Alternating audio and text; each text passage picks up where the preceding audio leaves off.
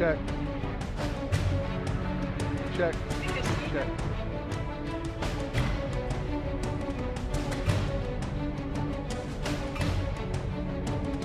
Check one. Check. Check. Check. Check. Check. Check one. Check one. 1, 2, 3, 4. 1, 2, 3, 4. 1, 2, 3, 4. 1, 2, 3, 4. 1, 2, 3. 1, 2, 3, 4. 1, 2, 3. Turn the music down. Thank you. Okay, perfect. And then 3 all the way up. All the way touching the top? Yeah. All right. 1, 2, 3, 4. Sound check. 1, 2, 3, 4. Sound check. 1, 2, 3, 4. All right. Okay. Thank you.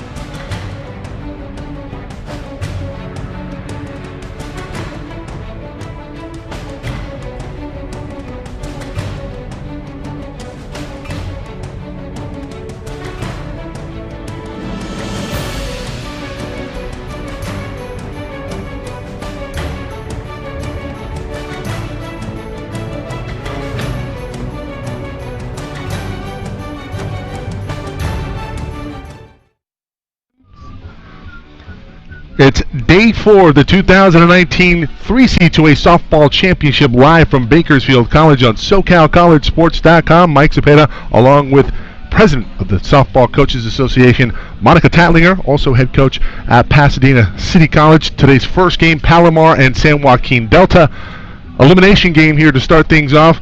The winner gets San Mateo later, and then in the winner's bracket, needing to lose twice and only win once, Mount Sac, the defending state champs. Happy you've joined us, everyone. Spread the word, www.socalcollegesports.com. Also on YouTube, broadcasting live, SoCal College Sports 1. Monica, one heck of a matchup today. Michaela Ferrer and Sarah Fisher.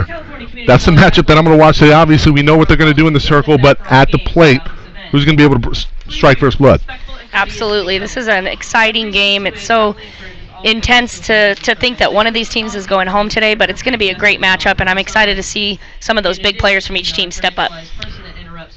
Talking about Sarah Fisher, you know, she's received, I don't know what the exact stat, I want to say it's 5 intentional walks throughout this tournament. She is batting a jaw-dropping .857 for the tournament, multiple home runs on the weekend.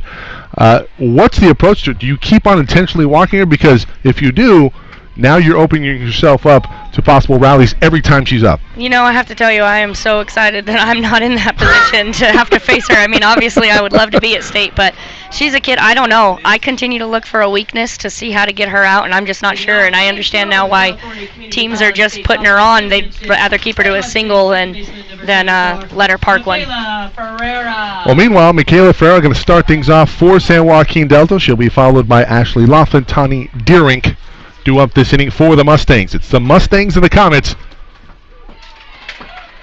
here on Game 11, I believe, of the week. No, Game 12, excuse me. Set the field here for you. This is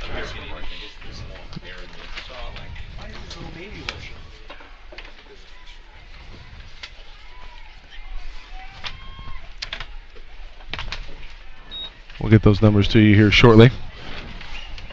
In the field, it's Sarah Fisher at third, Antoinette Robinson. Actually, I think that's Allie Hewen at short, Jillian Zamora at second, Riley Penrod at first, Megan Wachholtz in right. Ferreira pops up to short. Zamora has it for out number 1. McKenna Crawford in second, Kylie Pignon in left. Kendall Cates behind the dish. And indeed, that is Allie Hewen at short. That's a big out by Aguilar right there. You want to start this game off getting that first out, and for her to get that pop-up, not very much barrel on that by that leadoff for Delta. So nice that Palomar gets that first out. Catalina Aguilar in the circle today for the Comets. Aguilar getting that start. Obviously, Coach Kraft understands that it is win or go home, but also looking big picture. See how many innings she can get with Aguilar, not starting Hewen right away. I think it's a good move on her part. I think it's maybe an innings management. We've seen a lot of Hewen. We did see Aguilar on day 1. Yep, and Aguilar got a little, Palomar unfortunately didn't get to play at all yesterday with the weather delay, so both their pitchers are rested and ready to go. And you begin to wonder what type of advantage will that present here today. Delta having to kind of run the gamut yesterday to stay alive. Right. Delaney Pamplin has received all of the work, I believe, in the circle for Delta.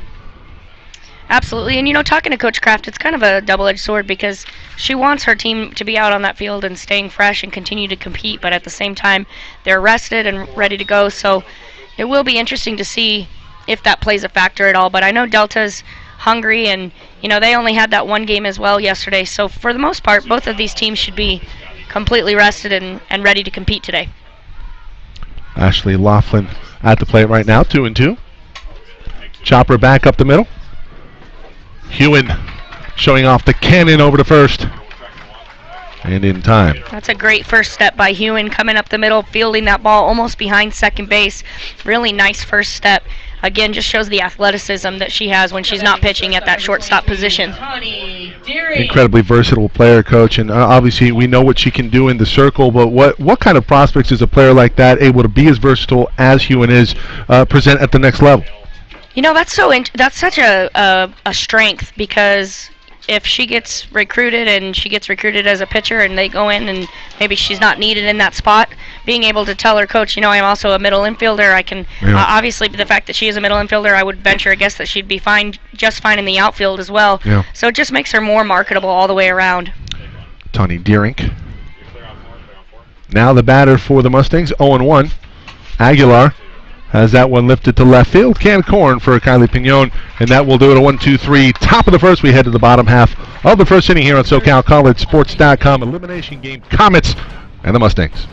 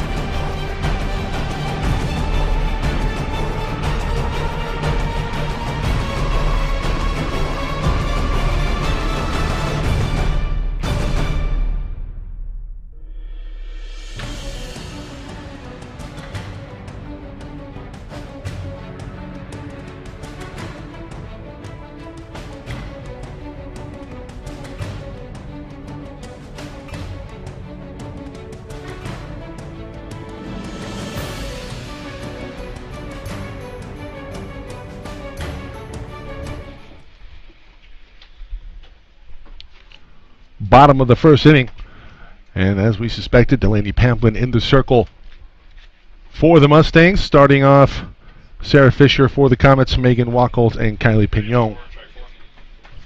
Talked about the gaudy numbers for Fisher on the weekend, 857. Yeah, Fisher is just unbelievable, and I mean, you can't sit in these stands and not see what a force she is. It's just really, really fun to watch her compete. And she's a big out for Delta if they can keep her off the bases and keep her quiet today. And you might be wondering, hey, why don't you bat her third? Why don't you bat her fourth? You want to get her to the plate as much as possible because she's a run waiting to happen. Well, interesting because Coach Kraft has made an adjustment in her lineup. Fisher was hitting in the 3 spot the last game they competed, but I think Coach Kraft's making a good decision here, knowing that teams are intentionally walking her. They're going to try and put her on. If that is the case, putting her at the top of the lineup to get a base runner right away is a great tactical move.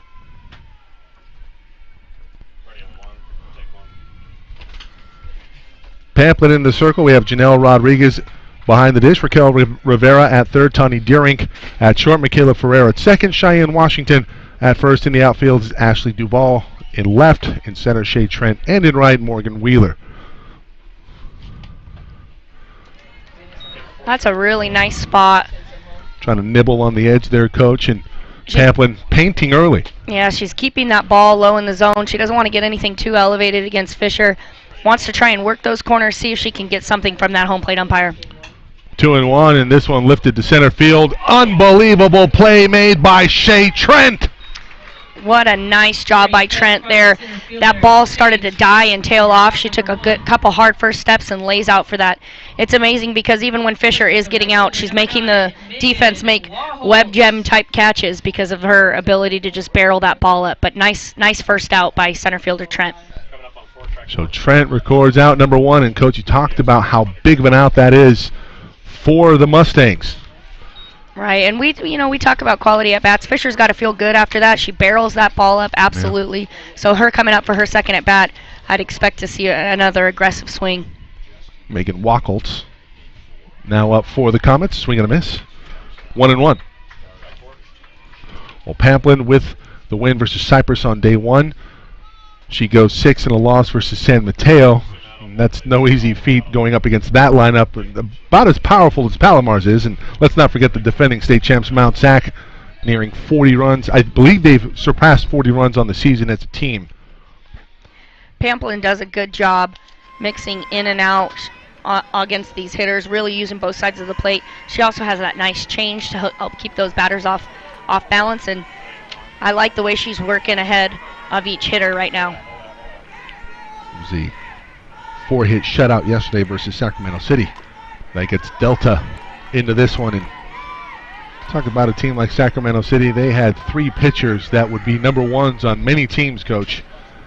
And unfortunately just could not get the bats going, only scoring 3 runs on the weekend. Yeah, those 3 pitchers are definitely what helped got him here. Offense was a little quiet, but when you have a staff composed of that many pitchers, you're definitely going to be able to go deep into season just like Sac City did. 1-2 on walkouts. This one over to short. It's a great play by Tawny Deerink over to Cheyenne Washington for out number 2. Shortstop does a nice job there sticking with it. It's a slow hopper, but she knows she doesn't have to rush. She comes across, gloves it, keeps that body center, and releases that ball quickly for a nice second out. So that'll bring up Kylie Pignoni, excuse me. First pitch in there for a strike from Pamplin. Pamplin does a nice job challenging Pignoni on that inside corner, making sure she's not just living on the outside, let that lefty get extended. So again, working both sides of that plate. Goes outside again. Well, Coach, we've seen Brianna Wheeler from Mount Sac. Her book really all weekend has been to go inside. Now, her K numbers are not up like they have been throughout the season. Gaudy numbers in that respect, but she is being very effective in terms of sawing off bats. This one lifted to center. Trent with a long run, but able to make the play of 1-2-3. Bottom of the first. We head to the second here on SoCal College Sports. No score, the Comets and the Mustangs.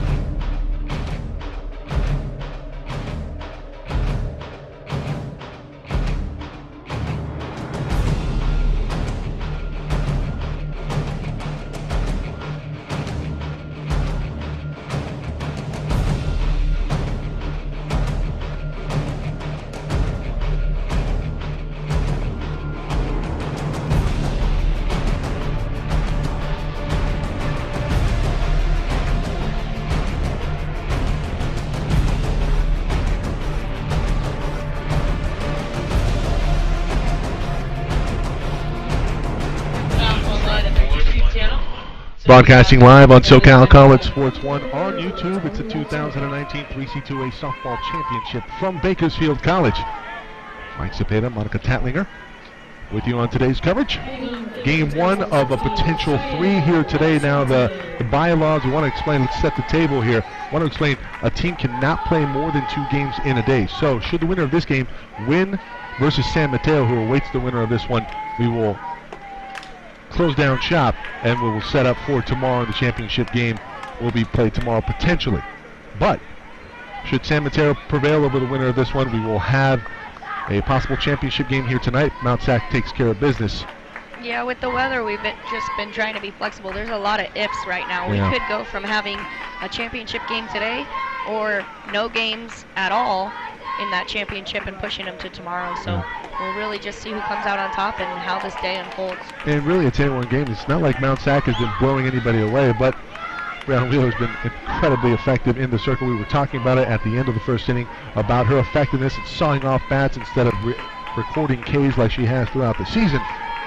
Yeah, Mount Sac's been doing a good job. Wheeler's been pounding the zone. Yeah. And yes, like you said, hasn't been recording as many strikeouts as she normally does, but she has absolutely been making the right pitches at the right time, and batters are having a hard time barreling her up, and Mount Sac's been getting the timely hit when they need, and they're in the position that they are because of the good pitching and the solid contact that they've been having during the games. Cheyenne Washington goes down via the strikeout. Kat Aguilar records her first K of the game.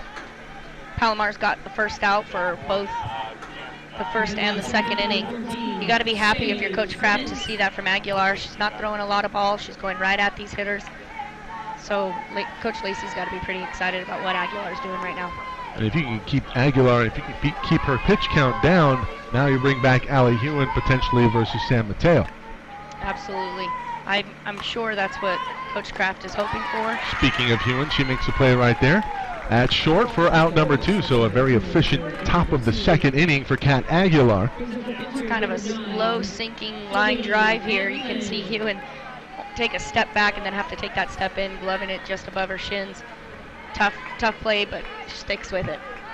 Hewen records the out on Shea Trent, so that'll bring up the pitcher Delaney Pamplin.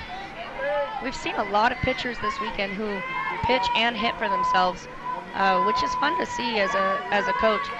Nothing against the pitchers that don't hit, because obviously, you know, Aguilar and Wheeler are absolutely doing their job, but it's nice to see these athletes really showcasing their strengths on both sides of the game. Pamplin came around. She scored the game's first run versus Sac City yesterday. On with a single, she beat out a throw to first, and then eventually came around and scored. Got home, I believe, by more than Wheeler. That one fouled off, 1-1. Palomar with a quick 2 outs here. Aguilar's looking to get Pamplin.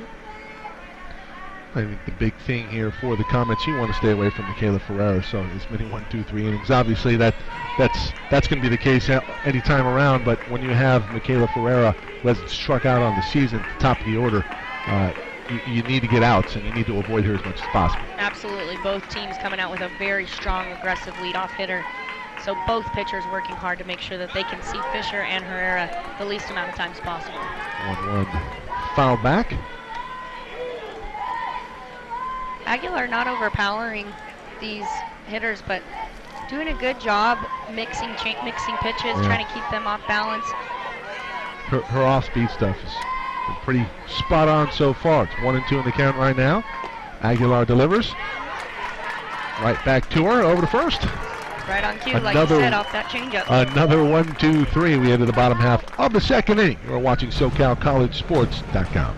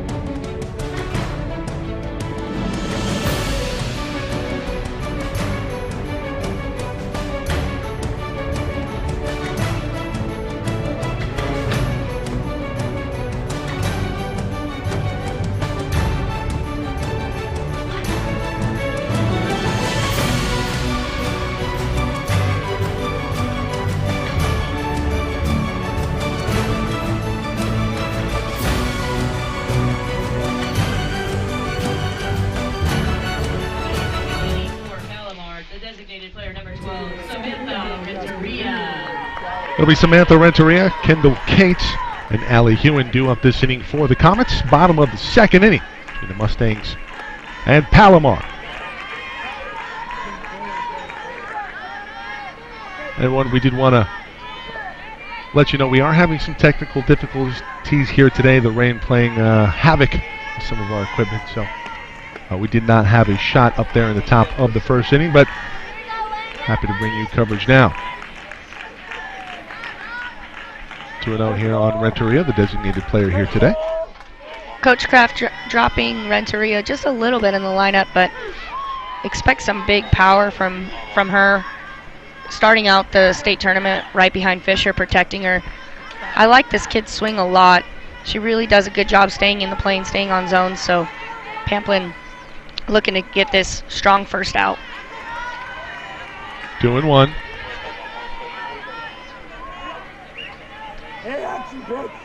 As you talk about, Renteria does have a home run on the season. 36 RBIs, so she's a timely hitter.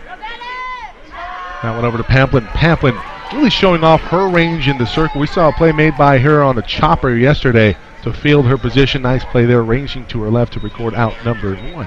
Yeah, great first step there. That ball got in on Renteria's hands. Kind of had a little bit of English on it. Pamplin does a good job staying down, gloving that ball, and headed it over to first.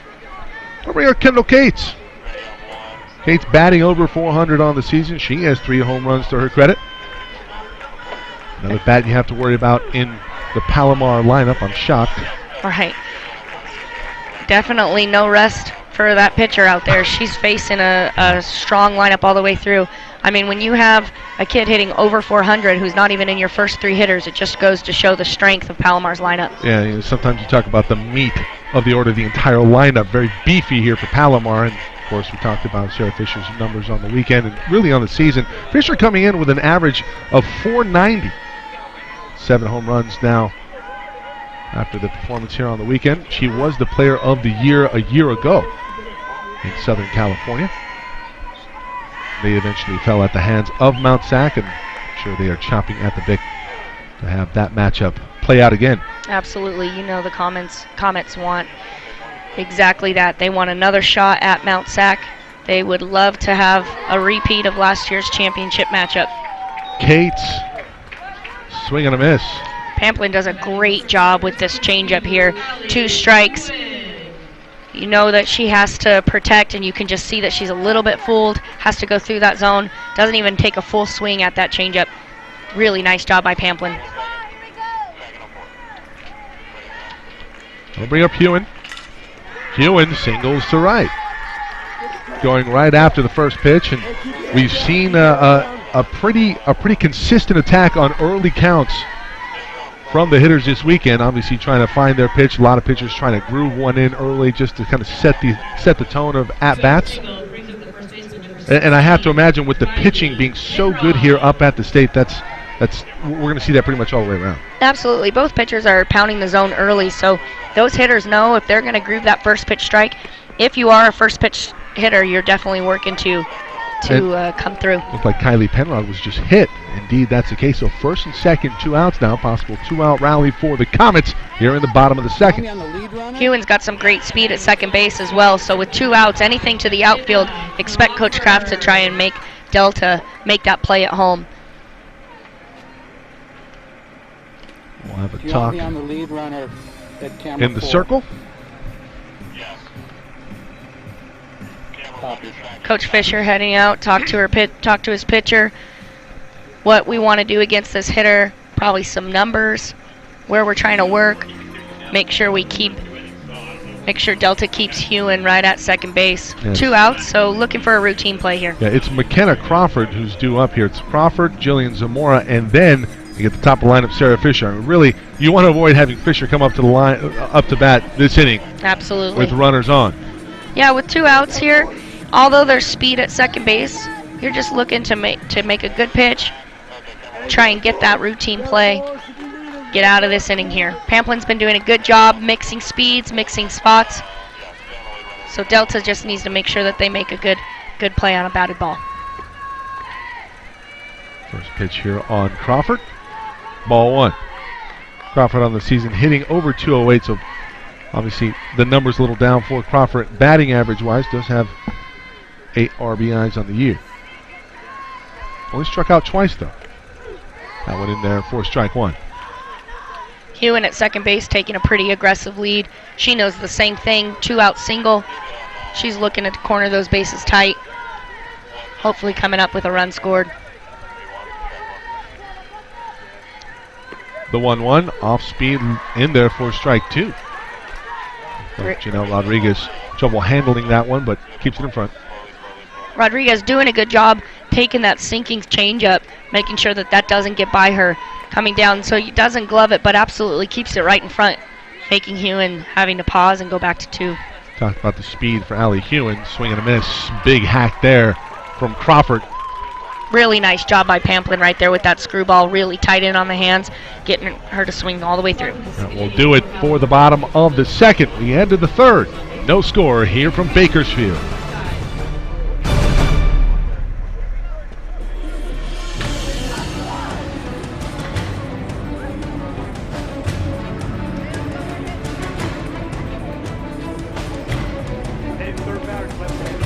Thank you. I finally figured it out in the seventh inning.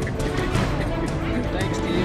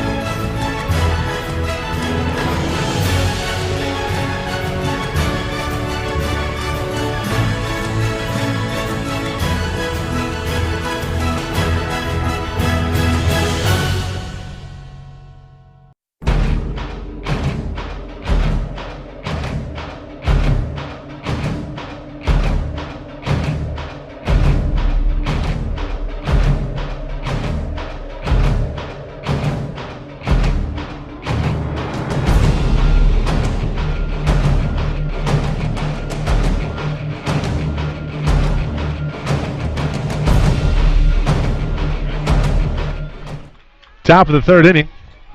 It'll be Janelle Rodriguez, Ashley Duvall, Morgan Wheeler doing up this inning for the Mustangs. This game's going to get interesting pretty quick. Both of these teams do a really good job adjusting to that pitcher their second time through the lineup. Coming into the third, a lot of these hitters who are coming up are going to be seeing their pitchers for the second time. I expect to see some good barrel.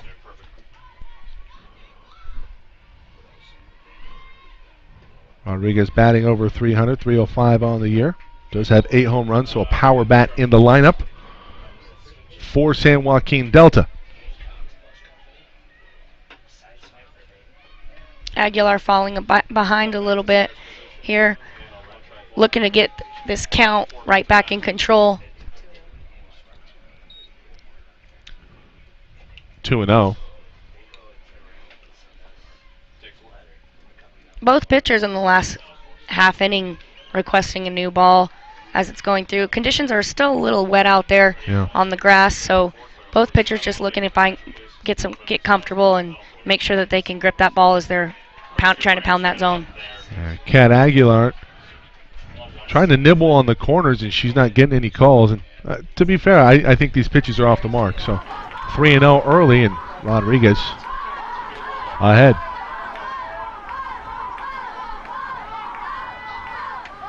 See if you got the green light here. That one low, ball 4. So 4-pitch walk from Kat Aguilar. So now that'll bring up the top of the order. Should this stand? Should there not be a double play? And that means that Michaela Ferreira will be due up at some point this inning. If she is, she'll have some runners on base to work with. 6 of 10 on the weekend, batting .600. She has 11 jacks on the year. Absolutely. Expect Duvall to lay down a bunt here, working to get runner in scoring position for Ferreira. Infield in. This is Penrod. Penrod over to first in time. Successful sacrifice. Great execution by Duvall there. She knows it's not about her working that strike to get that bunt down, get that runner in scoring position, give Delta an opportunity to get on the board here. So Morgan Wheeler will be the batter. Wheeler on the season batting .395. What a luxury that is, Coach, to have a .395 hitter batting in the 9-hole. Absolutely. I've seen that all weekend. You know, having that 9 hitter with a really strong average, working to turn that lineup over, give it to your power hitters up top. It's really exciting to see. As a lefty slapper here with a runner on second, I'd be expecting Wheeler to try and drive something to the right side. trying to have a productive at bat here and move that runner over to third It's a base. very well-rounded team. When you talk about San Joaquin Delta, 57 stolen bases on the year. Right, speed kills, and being able to do that is great. That one in to left. So first and third. Wheeler does a great job getting extended right there. That's really the only spot she can hit it if she's going to hit to that left side. It's got to get through. She doesn't try to do too much with it. That pitch was outside. She just extends her hands and powers it right through. With the speed of Wheeler on first base, let's see if Coach Fisher is looking to have her on the move and create a first and third opportunity for his team. Well, Palomar with a lot of rest yesterday. At what point do you think about bringing on Allie Hewen? Hewen, a sub-1 ERA on the season. You know, at this point, Aguilar's still doing a great job. Other than that leadoff walk, she's doing a good job mixing those speeds, hitting those corners. If she can get a ground ball here and minimize the damage, Palomar's still in good shape, especially with the offensive power that they have, that they can pack. First and third. Kayla Ferreira at the dish. Talked about her numbers, batting .546 on the season, .600 on the weekend, 11 home runs, 51 RBIs. That's just insane to think about. This kid is getting hits half the time, and those numbers are just unreal, especially, you know, hitting .600 here. The pitchers that she's seeing are the best in the state right now, and she's been able to barrel them up. So, you know, Coach Fisher and Delta are looking for some production right here, and there's not a fan on Delta right now that isn't excited that Ferreira is up to bat. Coach, I haven't even mentioned the most impressive statistic, no strikeouts on the year. Yeah, that's impressive. I mean, that means that she is constantly putting that ball in play, making every single person earn it. You can tell that Aguilar's being careful with her here. Putting her on isn't a terrible idea either. They're not going to intentionally walk her, but it looks like they're definitely pitching around her.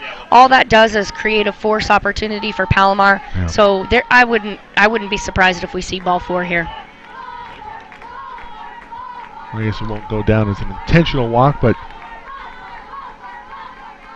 might as well be if it's not put in play. This one lifted to right field over the head, and it gets to the wall. Ferreira, it's going to be an RBI double for Michaela. Think about the confidence that Ferreira has right there. That is a 3-0 count, and she's deciding to swing all the way. She takes that outside pitch, drives it over the right fielder's head. A 3-0 attack right there. That is absolutely a clutch athlete. Ferreira puts her team on the board 1-0. So they give Ferreira the green light on 3-0. She delivers. 1-0 San Joaquin Delta, second and third. Now here comes Ashley Laughlin. And Coach, in retrospect, I know it's hindsight is 2020. You probably should have walked her. Yeah, that's tough to do, you know. Of course, we see that she hits a double and gets them on the board. I did think that pitch was a little too middle for 3-0. Even if you're working to pitch around her, I thought that pitch had a little bit too much plate for Aguilar. Yeah, a little too juicy there. And kudos to Ferreira for attacking it and driving that pitch the opposite way. agreed. Laughlin now due up, and you talk about disparity in batting averages here. Laughlin only hitting .282 on the season, and more importantly, only 1 home run versus 11. That ball nearly made its way out. Yeah, it absolutely did. Well, this batter's right now with the runners on second and third, and now you have Speedy Wheeler at third base, so she made it all the way from first. A ball to the right side is definitely going to score for Delta, so she's just looking for a productive at-bat here. Tons of ways to score her. Ground ball right side, sac fly, or a base hit. So this batter's just got to go in there with that mentality of have a productive at-bat here and make Palomar play defense. We're at the top of the third inning. San Joaquin Delta on the board first.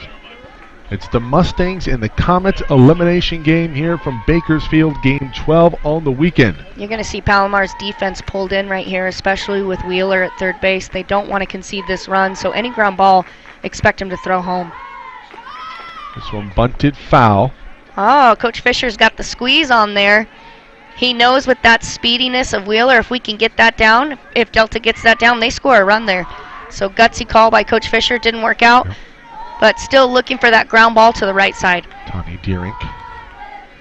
The batter.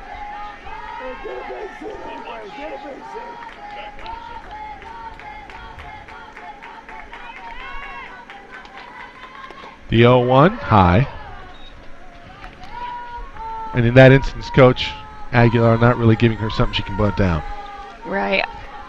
I wouldn't expect Coach Fisher to squeeze back-to-back on pitches, but Aguilar obviously looking to work up in the zone there, trying to induce a pop-up. Well, for anyone who follows softball, you saw the squeeze work to very great effect yesterday in the Wisconsin-Oklahoma game. Absolutely. Oklahoma on a massive win streak coming in. In fact, they had no hit Wisconsin the previous day, and then they lose 2-0. I believe Oklahoma ended up advancing in that tournament. Right. Well, Patty Gasso was gutsy in the World Series a couple years ago, squeezed back-to-back, and then Wisconsin did it back to them. So Coach Patty Gasso. That one outside, 3-1. First base open. Not the worst thing in the world. You have Cheyenne Washington on deck, but she's batting .356. She has 7 home runs, so danger zone here for Palomar. Yeah, Aguilar wants to go right after Deerink right here. Average isn't as high. Still a dangerous hitter, but definitely wants to try and get back in against this hitter. That one fouled back.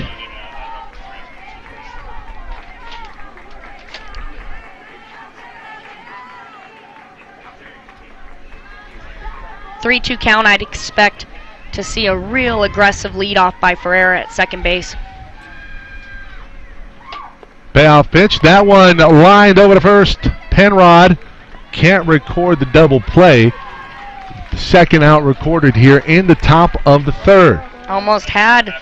Almost worked against me. I told her I'd expect to see a real aggressive leadoff there. She did take it with that shot to first base. That first baseman, she gets that ball out of her glove. That's a double play. That's pretty good reaction time, though, Coach. Absolutely. She slammed on the brakes, hit the dirt, made sure she wasn't doubled off. So here comes Cheyenne Washington, batting .356, 7 home runs on the year, 35 RBIs to her credit. An opportunity here to extend the lead from 1-0. This one lifted to right. Candy corn from Megan Wachholtz, and that will do it. Great job by Aguilar. For the threat here in the top of the third, but San Joaquin Delta does take a 1-0 lead. You are watching the 2019 Softball Championship here from Bakersfield.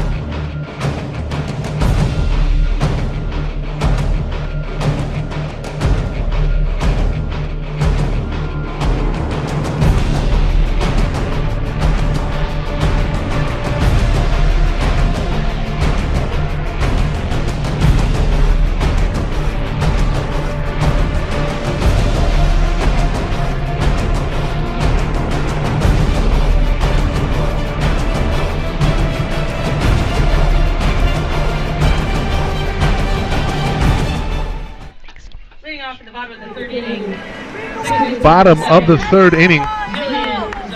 Jillian Zamora due up this inning for the Comets. It'll be Zamora, top of the order, Fisher, and Wachholtz for one pitch, 1 out for Delaney Pamplin. Huge out for Pamplin right there, throwing one pitch, getting Zamora to ground out to second baseman. Now Fisher coming up without anyone on base.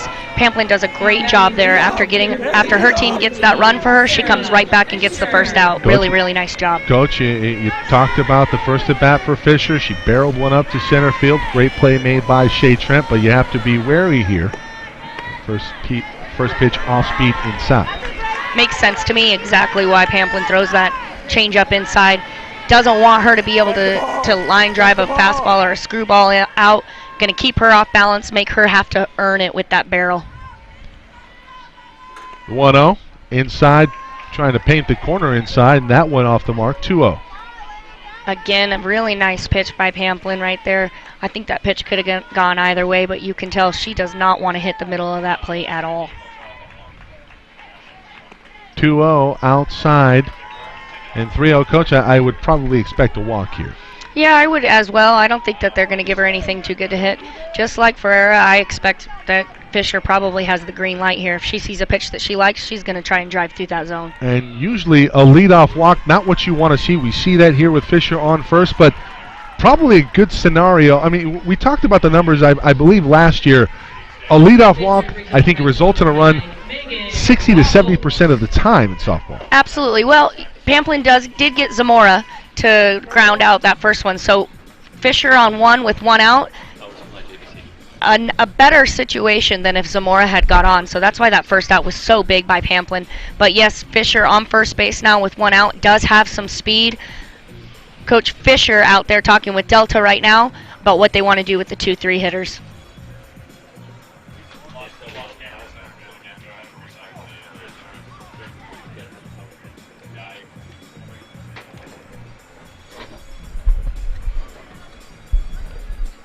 So meeting on the mound, not the mound, the circle, excuse me.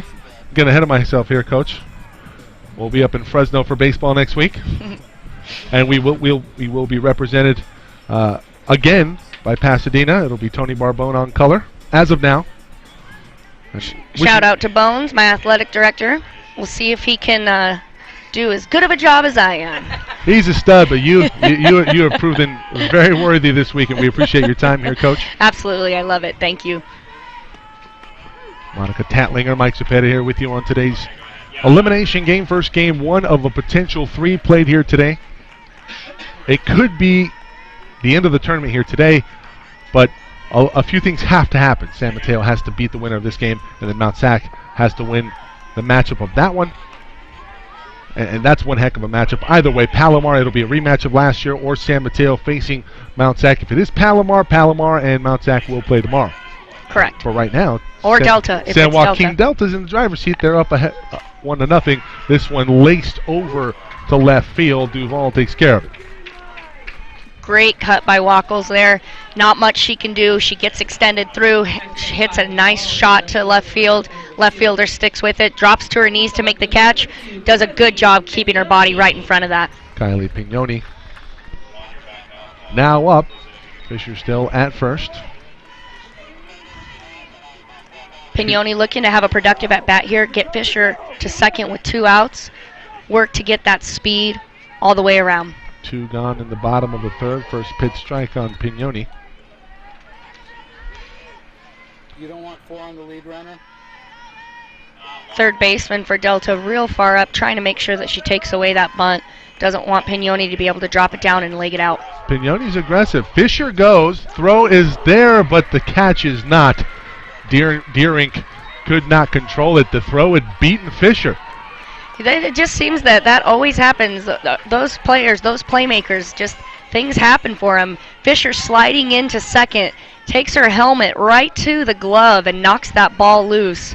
Going in hard, giving herself an opportunity to be at second base with 2 outs. Savvy veteran move from the sophomore Fisher. This one lifted up. This could be trouble. Deering traveling. Near collision with her and Duval, but she records the third out of the bottom of the third, and we head to the top of the fourth. 1-0 San Joaquin Delta.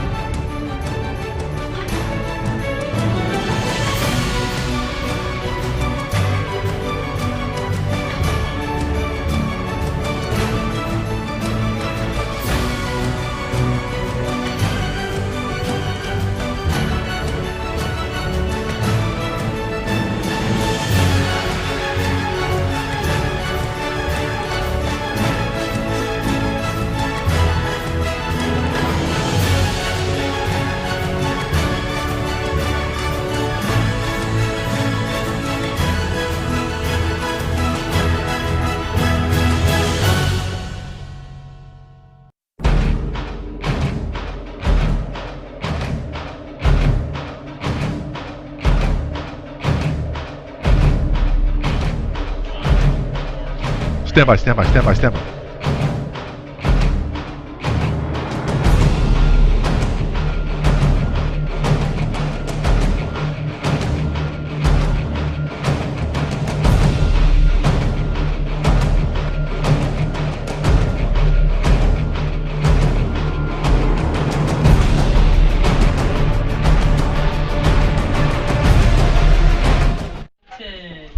Top of the fourth, 1-0. Favor of San Joaquin Delta. It'll be Washington, Trent, and Pamplin due up against Kat Aguilar.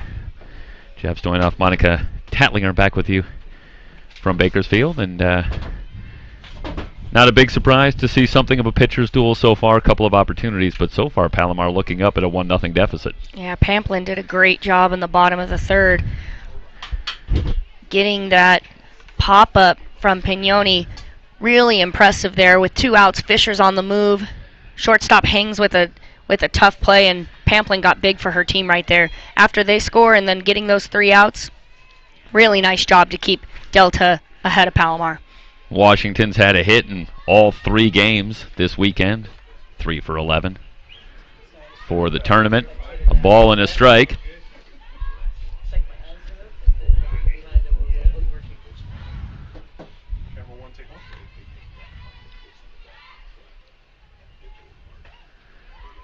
Off speed inside. 2 balls and a strike on Washington, who struck out her first time up. Aguilar let a leadoff on in the third. Looking here to get that first out, keep Delta off the bases. Did a great job with that screwball. Just broke a little late in. Comes right back with it and gets the call this time. 2 balls, 2 strikes. Yeah, the great truth of softball, baseball, any game with bases. The leadoff walk always seems to come back to bite you. Absolutely. Did a really nice job, though, keeping that only to 1. They had runners on second and third with less than 2 outs, so it was a big deal. Washington down on strikes again. Going after the rise ball. 1 down, and that'll bring up Shea Trent. Grounded to short her first time up. Trent with a highlight reel play in the field, robbing Sarah Fisher of a hit. Absolutely. Back in the bottom of the first. Laid out on another rope off the bat of Fisher.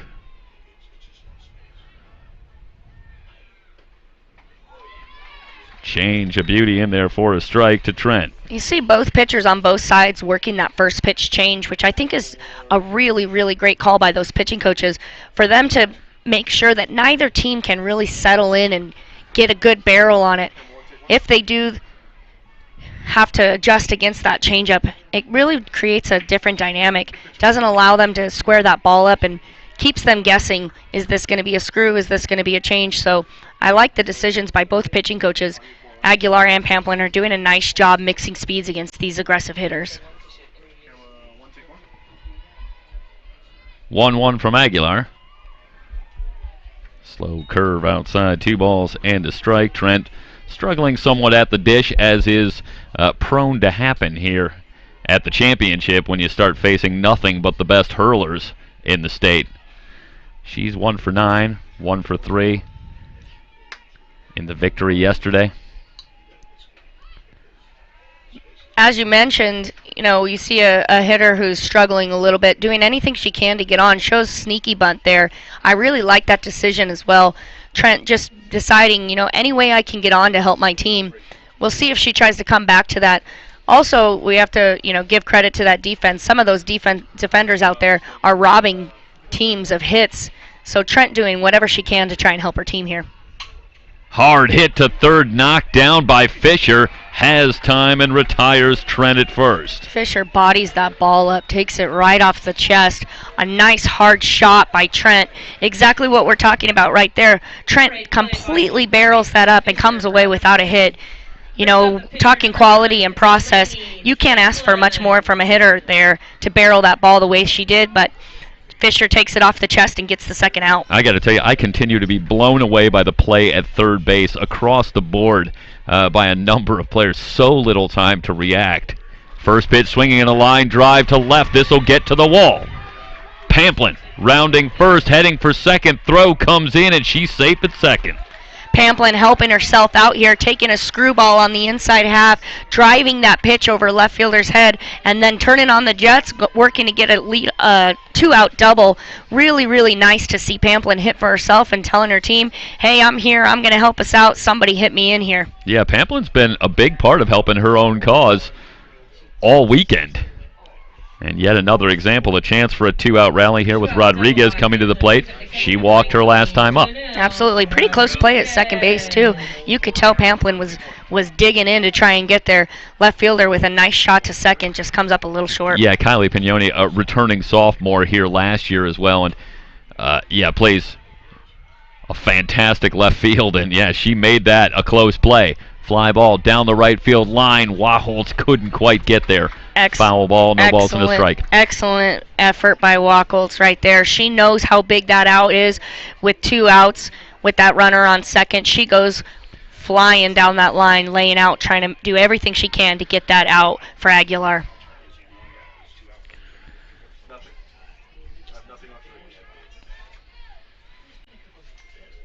Pamplin, not a ton of speed at second base. Definitely was able to get around and get to 2.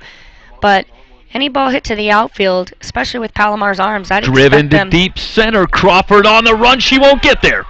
Delta gonna press the lead now to 2-0. Back-to-back doubles. That is a great piece of hitting right there.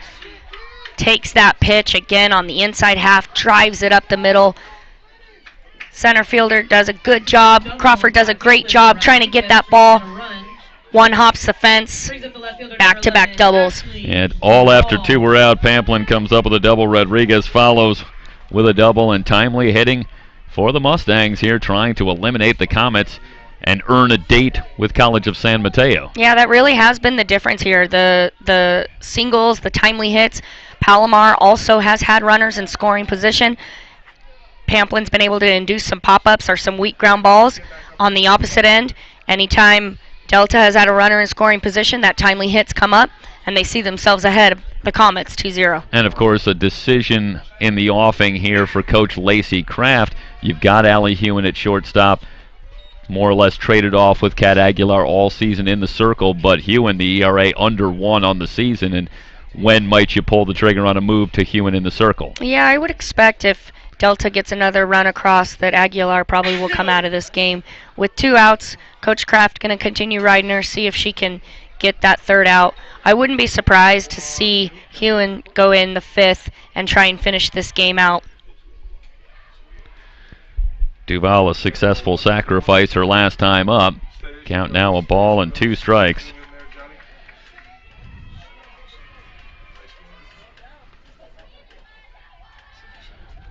Duval had struggled somewhat in the postseason, but she's picked it up here at the championship, particularly a 2-for-4 effort in the opening win against Cypress. Yeah, I had a great day at the plate against the Cypress Chargers. It's always really fun as a coach to see your kids clutch up when it matters most. Does a good job driving in some runs there and getting on base for her team. Yeah, that was a game where the Mustangs had to come back, and that one trailing early, but a big rally late, making a return to the championship as Duval reaches out and fouls that one away. Talk about a team that really has grown under Coach Fisher. Last year, a very young team makes the run to the championship. They're eliminated in the first 2 days in that championship, but then the returning sophomores come back. Even stronger regular season and now a deeper run at the championship. And throughout this tournament, I would say Delta's had to deal with the most adversity. They've had games where they've played in rain, had games where they've warmed up for the next game coming, and then it's canceled because of Mother Nature. And so Delta's done a really nice job being comfortable with being uncomfortable and just getting after it anytime their opportunity comes. Yeah, you think back, this is the game that was supposed to be our 3rd game yesterday. So both these teams here ready to go, but then the rains come, game canceled. Now you got to come back and play this morning. Line drive, base hit to right. Wachholz up. They're going to hold the runner at 3rd. Rodriguez puts on the brakes, but 3 consecutive hits against Kat Aguilar here in the top of the 4th, and the Mustangs starting to barrel it up a bit. Delta's doing a great job hitting that ball where it's pitched. Aguilar's hitting that inside corner, outside corner. Delta's not trying to do too much with it. They're just taking that barrel to the ball. Duval there taking that outside pitch, just flaring it over second baseman's head, but enough to get herself on first, and now have a first and third situation for Fisher here. And this is, we've talked a lot about Michaela Ferrer, but you want to talk about a hitter you don't want to face. Morgan Wheeler, with 12 hits in the postseason, has been swinging a very hot bat, and she comes up here with 2 on and 2 out. Bouncing ball to short. Hewen guns it to first and gets Wheeler by a step to retire the side, but the Mustangs add a run. A run on 3 hits, no errors, 2 left on base. We are heading to the bottom of the 4th inning. San Joaquin Delta with the 2-0 lead over Palomar. It's the 3C2A softball championship here on SoCalCollegeSports.com.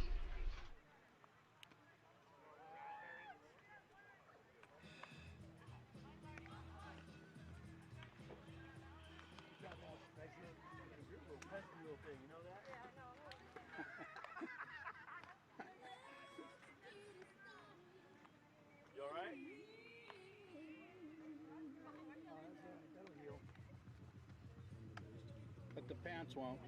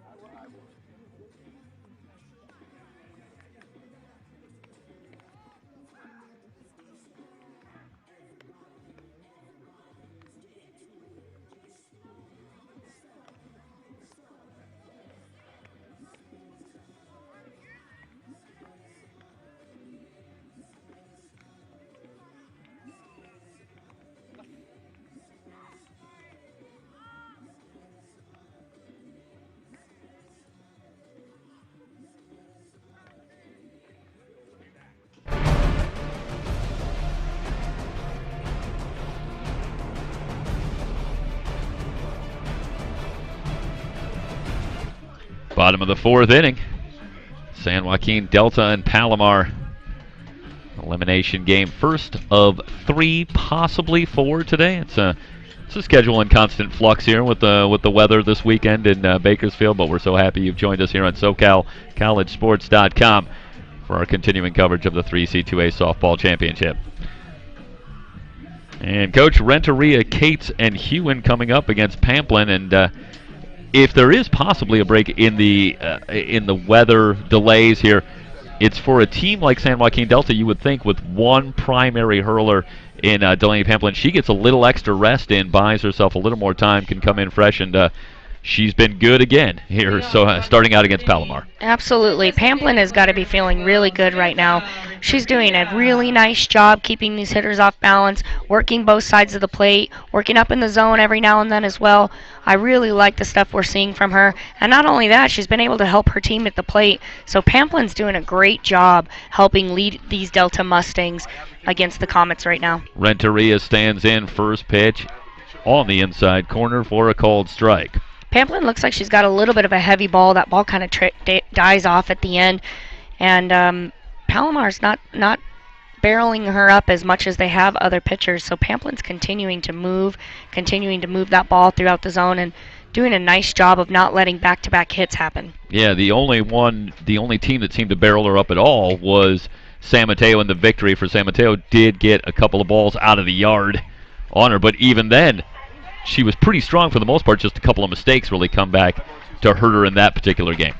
Yeah, absolutely. And even there, Pamplin showing that nice changeup coming through. Looks like Renteria might have offered. Umpire says no, but she's doing a nice job of not letting these hitters get too settled. Big swing from Renteria comes up empty. 2 balls, 2 strikes. I have 3. You need a shoe monitor, right? No. Palomar put on a hitting show their very first game out, and their offense has been a little quiet since then. I know Coach Kraft hoping that these guys can come through, and Pamplin is standing in the way saying not today. Yeah, Renteria down on strikes. Good breaking ball from Pamplin, and Renteria retired. That'll bring up Cates, a strikeout victim, her first time up. So through 3 1/3 for Pamplin, just the 1 hit on the board for for the Comets. A single from Allie Hewen, who waits on deck. Cates fouls away the first pitch. Much like the game, the last game that Palomar played, we're seeing most of the production and most of the base running from Fisher and Hewen. I know Coach Kraft would hope to get some other people out there on those bases, and if Palomar can string some things together, they're in business. But Pamplin doing such a good job hitting both sides of those plates, both sides of that plate. Comets are having trouble putting anything together here. Cates now in a hole, no balls and 2 strikes. Came into action today, batting .402 on the season. 3 home runs, 34 runs batted in. One of those home runs came earlier in the tournament. Bouncing ball to second. Zamora to retire Cates. 2 up, 2 down, and Hewen coming to the plate. And Hewen's having a monster weekend, up to 6 hits now in the championship. And this is perhaps exactly what you want if you're the Mustangs. If you're going to face Allie Hewen, 2 down, bases empty. Yep. Okay, we got to change. Coach Kraft going with a pinch hitter here, and I can only imagine that this is happening because Hewen is in the bullpen warming up. She wants to make sure that they're starting that 5th with Hewen in the circle. So yeah, it'll be Taylor Riley who will pinch hit, and I suppose there's one thing even better than facing Hewen with the bases empty, and that's not facing Hewen yeah. at all. So I did leave out one better scenario. So here is Riley. I'm sure that's it because Hewen has been it's a hard. force at the plate, so I'm sure she's going to come out and start that 5th inning. That's a good call, and we'll see if Riley can get something going for the Comets, who thus far have been handcuffed by Delaney Pamplin in the circle for the Mustangs. Popped up, foul territory, and Riviera going to run out of room.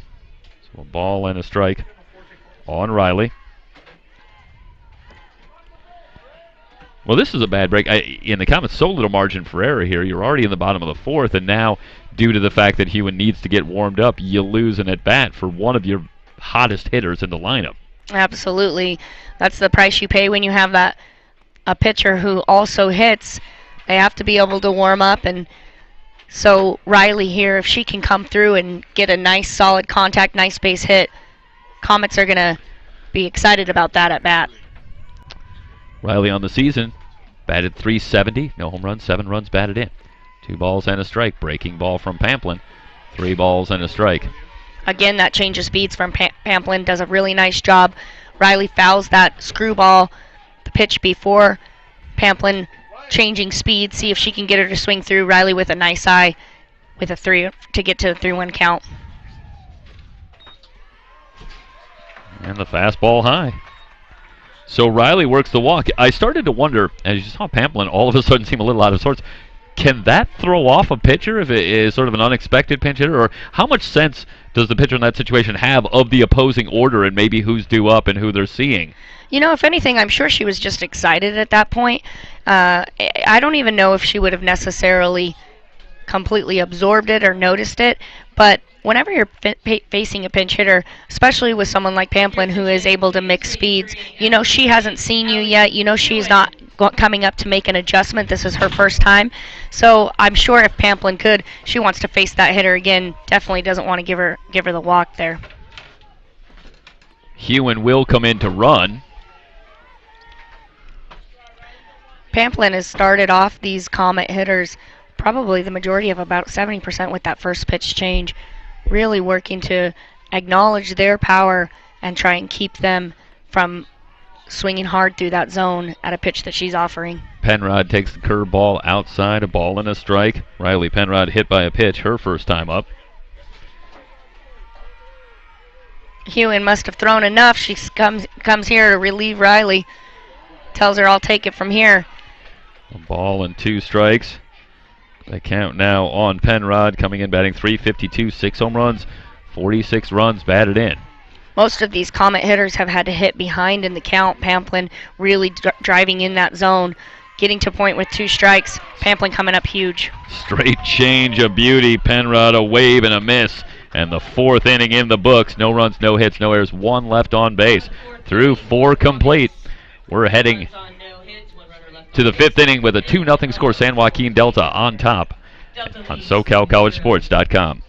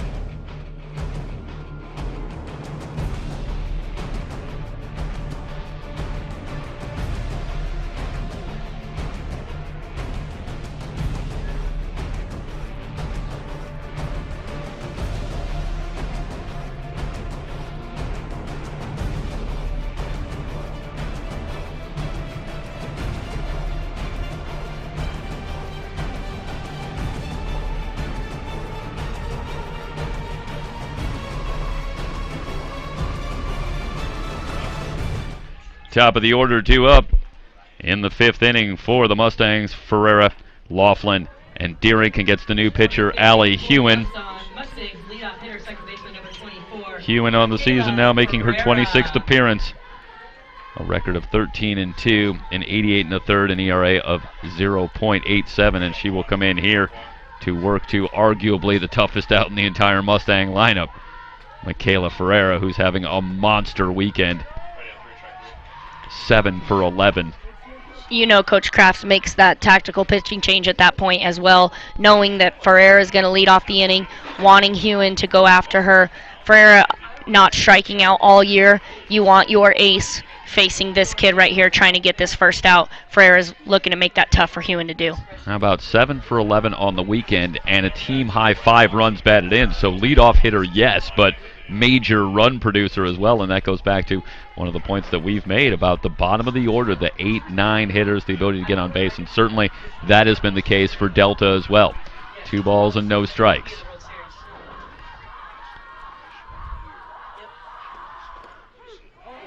On the inside corner, 2 balls and a strike on Ferreira, 1 for 2.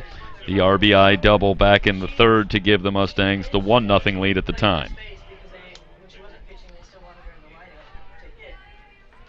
And there you get a look at Allie Hewen, returning sophomore, and she was such a big part of the run last year to the championship game for the Comets, including getting the start in that incredibly dramatic 5-4 win for Mount San Antonio College last year.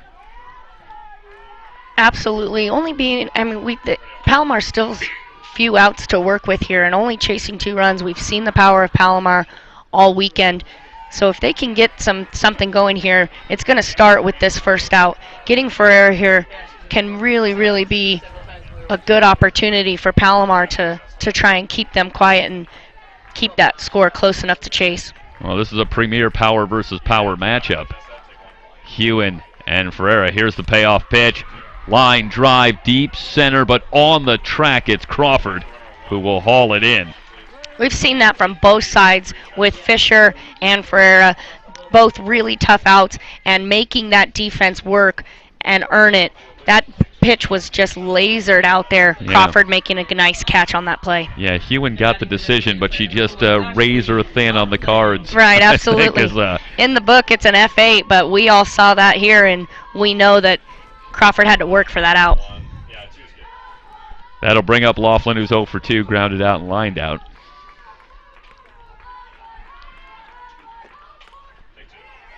Jam ball down to third, and Fisher across to retire Laughlin.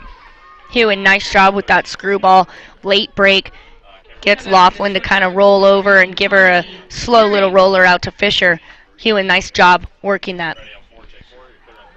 And that'll bring up Tawny Deerink. Deerink had a 13-game hit streak snapped in the victory yesterday over Sacramento City.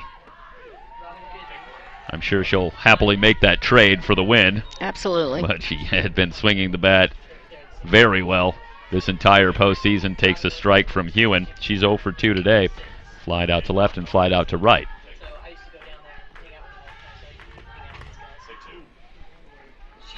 Deering gets all of that. Just wraps just a little bit, so ends up being foul, but yeah, that ball off that barrel's got to feel good for Deering. Yeah, straight change, and looked like Hewen able to get her on the front foot. Good contact, but that's such a hard ball to really square up and get into fair territory. We see that over and over again, an effective change. Absolutely, and Hewen in the driver's seat right now, 0-2. I wouldn't expect too much on the plate here. She's going to try and nibble those corners, see if she can get Deering to chase. Hewen rocks and fires. Sky high to left, Pignoni in foul territory, and she's there. To retire the side, 3 up, 3 down for Hewen. Takes care of business here in the top of the 5th. We head to the bottom of the 5th. It's the 3C2A softball championship here on SoCalCollegeSports.com.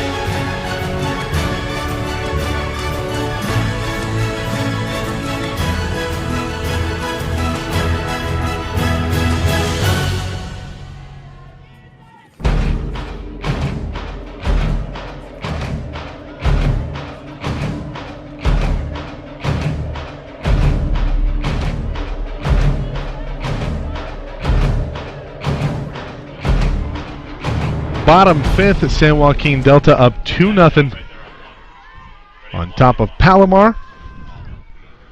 Pamplin working her magic against one of the toughest lineups in the state. Mike Cepeda, Monica Tatlinger. Thanks to Jeffrey Stoynoff subbing in, taking care of some technical difficulties. We lost one of our cameras, and looks like we're back up and running full bore. Pamplin's doing a great job with these Palomar hitters, only at 55 pitches right now, making quick work of them. She will see Fisher in this inning, and if she continues at this rate, she may not have to see her in the 7th. So Pamplin's doing a nice job going right after these Palomar offense. Crawford, Zamora, Fisher do up this inning, and the most important thing for Palomar right now, get somebody on base. Absolutely. You want to have a runner on base when Fisher comes up, force Delta's hand to decide if they want to walk her or throw to her and get something going. So these are some big at-bats. Coach Pamplin dealing right now, if you get in a situation where there's a base runner and Fisher's at the plate, this one chopped over to third, Rivera over to first in time to Washington, one gone here in the bottom of the 5th. If you get to the situation where there's a base runner on, do you maybe take the bat out of Fisher's possession and walk her intentionally? Well, that's why it was so important that Delta got that extra run, because if they only are up 1-0, I think you do. Having that here now, if she does park it, you're tied, but it's going to be key for Zamora to get on base to make Delta have to make that decision. Zamora now the batter. First pitch, strike on 1. Zamora's been doing a good job this tournament, really driving balls to that right side. Pamplin working that curveball, trying to get her to force to stay on the left. Yeah, Pamplin looks like she has every pitch in her arsenal working right now. That pitch in there for strike 2. Pamplin has been pitching ahead of all of these hitters. A lot of these Comet batters have had 2 strikes on them. Pamplin doing a really nice job today. That one over to third. This is going to be an infield single for Zamora. Now here comes the potentially tying run at the plate, Sarah Fisher. Rivera unable to field that cleanly, and that's a pretty hot shot. Is that going to be an error or hit? Okay. Oh, we're awaiting the official.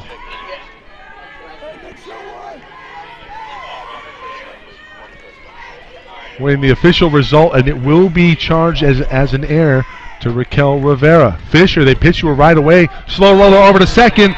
Ferreira has it go through the 5-hole, first and third, 1 out.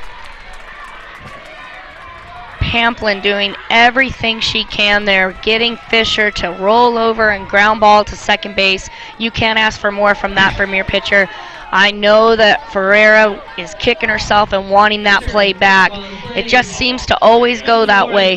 When your clutch hitters are up to bat, somehow, some way, they end up making it there. So Delta trying to calm their defense down, go take a timeout. They still have 1 out. Pamplin doing a really nice job here. Needs to make sure she stays inside of what she's doing, not focus on that. We've had 2 infield errors, and if she can continue to mix speeds and change location, Delta's going to be all right. Back-to-back errors here now. Has it first and third, 1 out, bottom of the 5th. San Joaquin nursing a 2-0 lead, and well, Coach, it's danger time here for San Joaquin Delta. Megan Wacholtz coming to the plate. Wacholtz had a nice at-bat her last time up, so she's looking for some barrel. With the change of speed that Pamplin's been able to do, Comets need to make sure that they're not trying to do too much, just like Delta was. Hit that ball where it's pitched and come away with at least 1 run here. If Pamplin can get out of this, I think this might be the inning that is going to make or break. If Pamplin can get out of this without giving Comets any runs here, I would venture a guess that they're going to be able to finish this game on top. I think even if you surrender maybe even 1 run, I think you're still in position to not have to face Sarah Fisher one more time, and her having the potential to tie things up with 1 swing of the bat. Here comes Megan Wacholtz at the place. First pitch in there, strike 1. Pamplin continues to deliver. Absolutely. I can't say enough good things about Pamplin right now. She's just a really strong workhorse in the circle, doing everything she can to make sure her team gets it. This one launched, and this is going to be fair down the line. Extra base hit. Rounding second, it's Fisher to tie the ball game up. Play at the plate, slides under the tag. 2-all. Palomar's tied it up in the bottom of the 5th. Wacholtz doing a beautiful job here, taking a pitch on the inside half and lasering it down left field line. It really shows how much those 2 errors right before hurt. Pamplin did everything she needed to be out with those 3 outs. Wacholtz should have never even got to the plate, and Comets make it hurt. 2-all, new ball game here, late elimination game. First one on the day of day 4.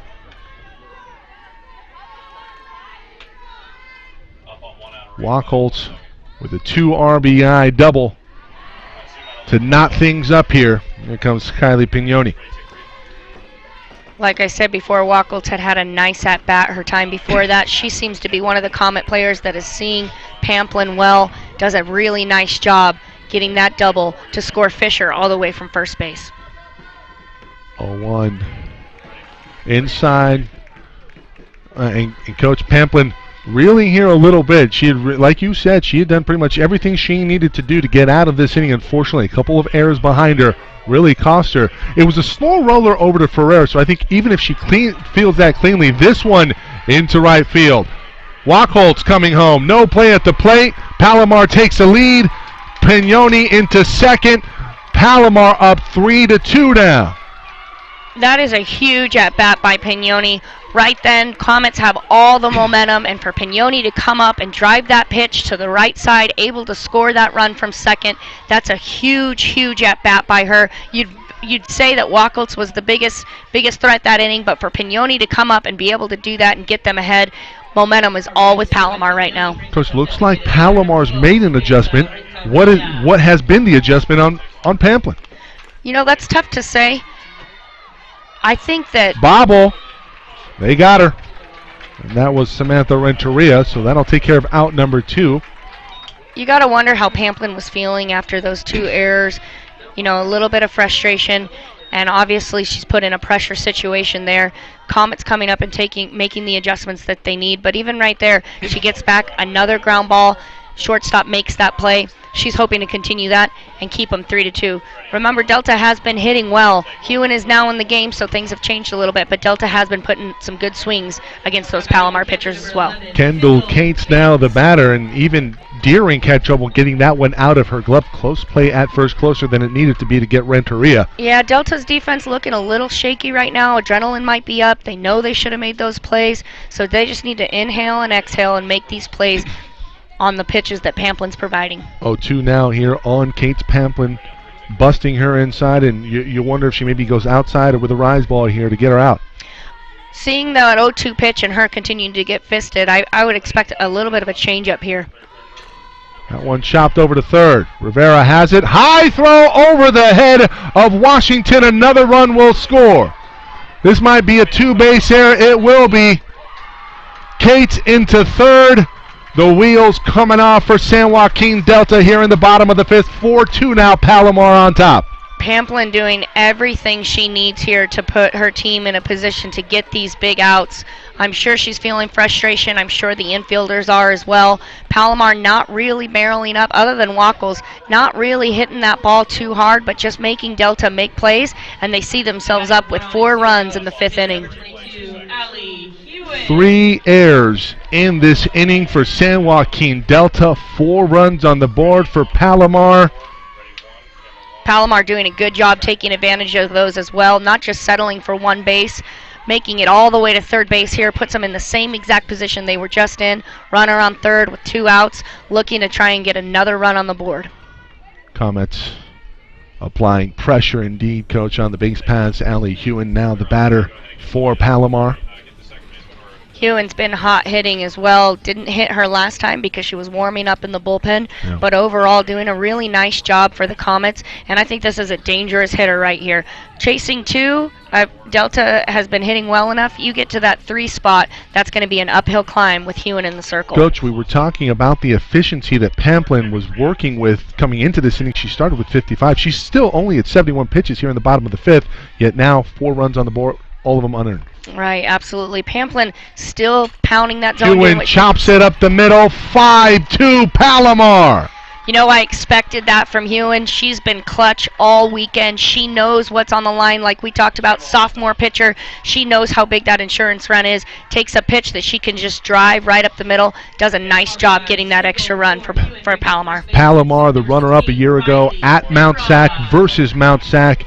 And guess what? The defending state champs await the winner of this one in San Mateo next here on SoCalCollegeSports.com. Mike Cepeda, Monica Tatlinger. I believe it'll be John Cox. Yes, sir. On color for game 2. Will you be back here tonight, Coach? I will, absolutely. All right. If we get to that championship game, I'll be up in the booth. Chopper over to short. Deering charging. Tough throw over to first. She makes it look easy, but the damage done courtesy of 3 errors from the Mustangs. 5-2 Palomar. Now 6 outs away.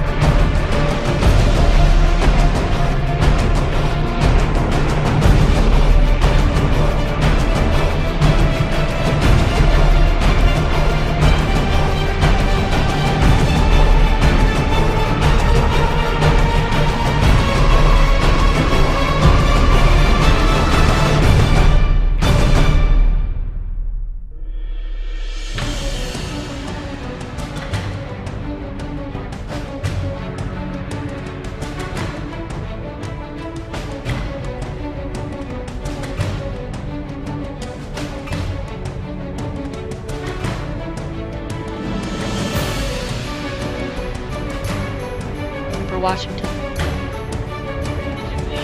Now batting for Washington, number 20. Pinch hitter to start things off here in the top of the sixth inning for San Joaquin Delta. Now trailing 5-2 to Palomar. And, Coach, the wheels really came off for San Joaquin Delta in the bottom of the fifth. Yeah, Delta's got to be frustrated with that. Pamplin doing what she needed to do to get some of those outs, and the defense unable to pick her up. Gabby Olivas pinch hitting here for Cheyenne Washington. Delta looking to get a lead off on, get some runners on, and put some pressure on, but they have not seen Hewen now. And as they're coming through, this is going to be most of these hitters' first time facing her. Off speed, Hewen, a beauty down the pipe. Hewen doing a really nice job here getting ahead of this hitter, already 0-2. She knows how big this is, delivering that final RBI. She's coming out, working to pound that zone against Delta. Hewen, a returner from last year's runner-up team. She had a 0.0 ERA coming in. 3 pitches, 3 strikes, and you're out. So Olivas goes down via the K, and Hewen dealing here in the top of the sixth. Hewen coming up with that rise ball. Absolute beauty. Really late break. Looks nice to that hitter and then just bounces up. Gets a great first out with a strikeout here. Bring up Shea Trent. Olivas, Trent, Pamplin do up this inning for San Joaquin Delta. Going back to a year ago, Hewen coming in with a 0.0 ERA. This year, a sub-1 ERA. She really, in this position, the hand of God for Palomar. Absolutely. She's just impressive. Like we've talked about, her being able to play shortstop, hit, and then also pitch. Her athleticism is just something to take in because it's really, really nice to watch her compete. That pitch trying to nibble on the outside half. Won't get the call. 2-0 now on Shea Trent. A lot of that ERA as well just goes to show you the power of Palomar's lineup because she's pitching a lot with teams with their backs against the wall, and when she's able to do that, it puts those hitters kind of in a defensive position. So the power of the lineup also is helping her in that circle, which is nice because she's in that lineup, so she's helping her own cause every time she gets up to bat. Hewen averaging almost 10 Ks per 7 innings here, Coach. And to put that into perspective, she has 124 Ks on the season. Kat Aguilar with 128 coming into today. But Allie Hewen, 40 innings less pitched. Yeah, that's impressive. She does a good job of not only mixing speeds, but also mixing planes. And we saw that with Wheeler from Mount Sac. When a pitcher is able to mix speeds and go up in the zone, it makes it difficult for these hitters to stand in and get a good look. Trent has walked 15 times this season. Ahead in the count, 3-1. She does have some power in her bat. Got to be careful if you're Hewen. Ball 4, so a 1-out walk to Shea Trent. That's going to bring up the pitcher, Delaney Pamplin. Nice at bat by Trent there, especially seeing her teammate right before go down on 3 pitches. Her being able to come up and trust that eye, swing at good pitches, and get to first base to put Pamplin up, who's been doing well in that circle and on the offense.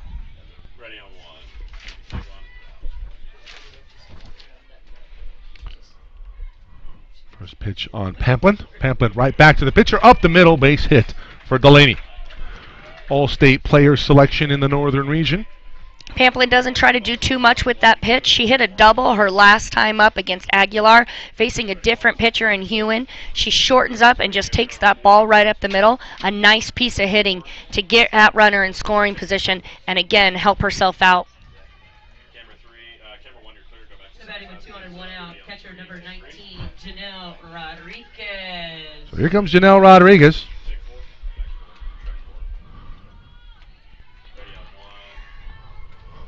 Rodriguez looking for a productive at-bat here. If she can get that runner from second to score, keep Delta in the game. Chasing 3, tough task, but if she can cut this down to 2, some good things can happen for Delta here. A walk and a hit here in the top of the 6th for San Joaquin Delta, trying to respond after a brutal bottom of the 5th inning defensively for the Mustangs. Palomar up by 3, really just looking for outs. That one into left field. They're going to hold the runner with good reason. Pignoni with a cannon. That one didn't even bounce. Whoa. Yeah, Pignoni. Let's watch this throw again here. Pignoni charging this ball hard, knowing that it's possible that they're going to send her from second. Comes up and fires a shot right to the catcher. Watch this. No bounce. I don't need a cutoff. Coach, anybody in the history of softball stand out in terms of arms? I'm sure there's got to be a couple that maybe come to mind. Oh, absolutely. I mean, outfielders in general really put on a showcase, but Laura Berg, one of our Olympians, playing from Fresno State, just had a gun out in the outfield. So it's nice to see these kids come out and be able to do that as well. I mean, that was just a shot all the way home. I believe it's Duval now up. Palomar knows here they're looking for outs. They're trying to minimize this damage here. The infield is in, expecting a hard ground ball to the infield. Not a ton of speed at third base. Hoping to be able to get that lead off, hoping to be able to get that runner out at third and keep this to a 3-run ball game. Duval, Wheeler, and then Ferreira, the deadliest bat in the lineup for Delta. If you can get to her in this inning, this 5-2 score is going to be changing pretty quick. 1-1. Slow roll over to short. This is going to be trouble. Nobody's going to be out. Everyone's going to be safe. Now, I wonder if that's going to be charged as an error, Coach. It almost acted as a swinging bunt. That's a tough ball to field. And with Duval's speed down the first base line, even if it's clean, it's going to be pretty bang at the plate. We'll see what they rule that as. Absolutely, that is tough. And the runner on third had a great jump on that. She was looking ball angle down. As soon as that bat came through the zone, she took off. I think that would have been a tough play, even with a good throw right there. 5-3. Bases still loaded. Opportunity for Delta to tie things up, possibly take the lead. Wheeler, now the batter. It's exciting to see Delta come back after that. You know, their defense had some miscues. They didn't go in there and feel sorry for themselves at all. They got right back into it, and they are in a position right now to do some damage against Palomar Comets. Hewen delivers, swing and a miss. Off speed outside. It's a nice pitch by Hewen right there. Not a ton of power from Wheeler at this point, but she knows that she just wants to put that ball in play, so she's trying to get that late break, create a swing through. 5-3, Palomar clinging to a 2-run lead. This might get over the head of Antoinette Robinson. She makes a play on it. Everybody stays. Bases still loaded. Now Michaela Ferreira, your batter. Nice pitch by Hewen. Nice play by Robinson there. That ball was hit off the end cap. She had to do a good job turning and going. This is a tough situation right here. Ferreira up. You're going to see Palomar move those outfielders back. Hewen's going to have to challenge her. Ferreira wants to be in this position to help her team. She's not struck out this season up against a pitcher that has the stuff to do it. We'll see. Hewen delivers. Ball 1. This is what state champions are made of right here. This is such an exciting opportunity to see Ferreira up facing against Hewen with an opportunity to tie this ball game up, even go ahead if she can barrel something. Hewen delivers for Ferreira off speed. Low. Ball 2. Shows the respect for the power that Ferreira has right there. Hewen mixing speeds, wanting to make sure that she doesn't get a hold of anything and send it out to the outfield, wanting to keep Ferreira off balance here.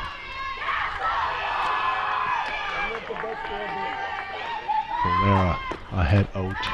That pitch outside, ball 3. 3-0. Ferreira versus Kat Aguilar had the green light on 3-0 earlier. I would suspect if she sees one that she likes, down by 2, she's going to be swinging. Absolutely. If it's not broke, don't fix it. You know Ferreira, if she sees a pitch she likes, she's going to try and put a hurt on it. 3-0. Inside called strike. Hewen's still going to be careful here with Ferreira, not give her too much, so she's working that screwball in the inside half. See what she comes back with here on a 3-1 count. Ended up off of the plate, but it did cross the plate. That's a good call, 3-1.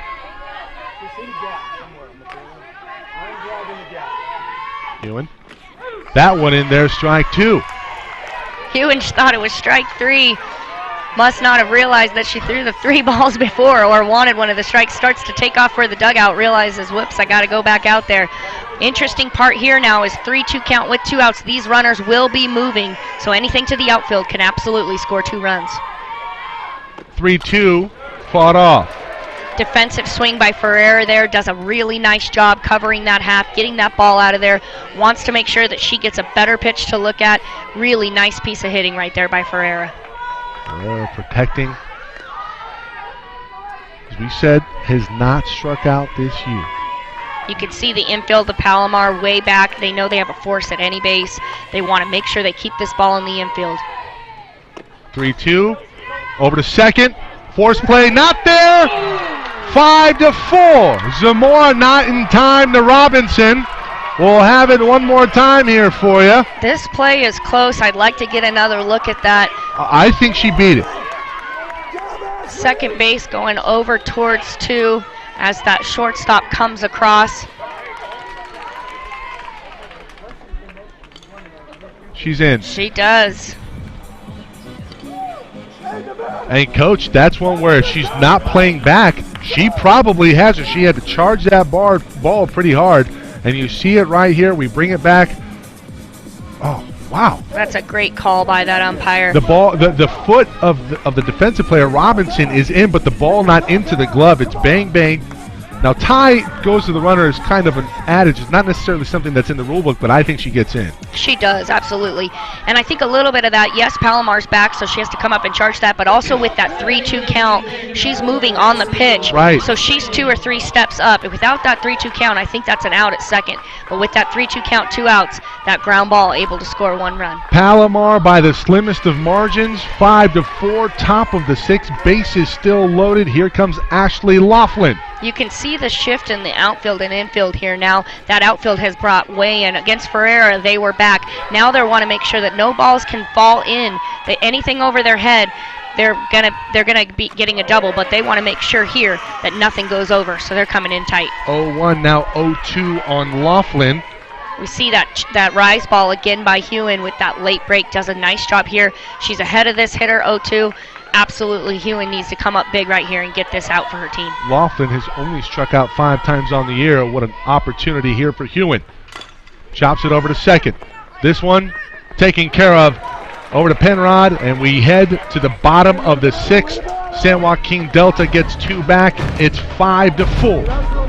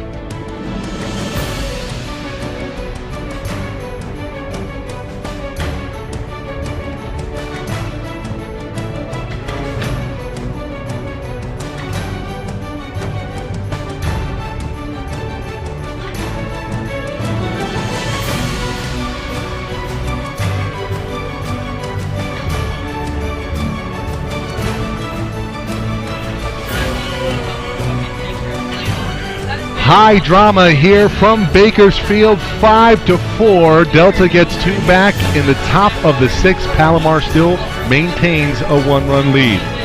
Both teams mirroring each other a little bit. They're not really delivering that hard shot or hard blow, but really just putting that ball in play, making the defense work. Both able to come away with some runs.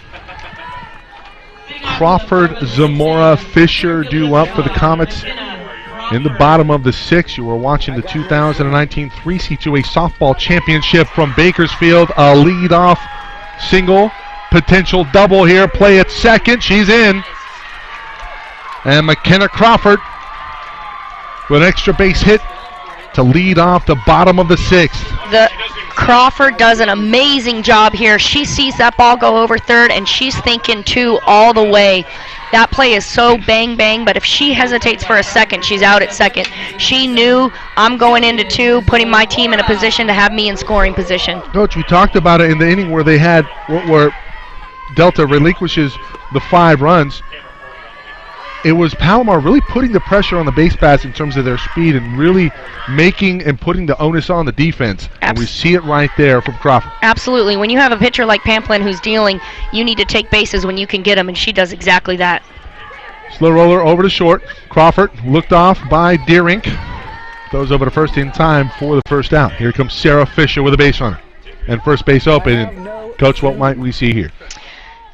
I don't think they're going to pitch to Fisher here. They may not intentionally walk her, but I think they're probably going to pitch around her quite a bit. Pamplin did get her that last time. Remember, there was an error between second base leg. Went right through Ferreira's legs there. First pitch in there, strike 1. You got to love the grit of Pamplin right there. She goes right at her, throws inside. We saw against some other teams those intentional walks, Pamplin challenging, trying to go right at Fisher. My best versus your best. See if you can hit it. That one outside, ball 1.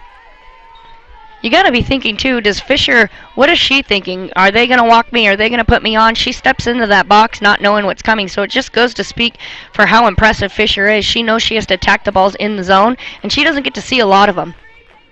1-1 inside, ball 2. Plus 800 for the tournament, Sarah Fisher.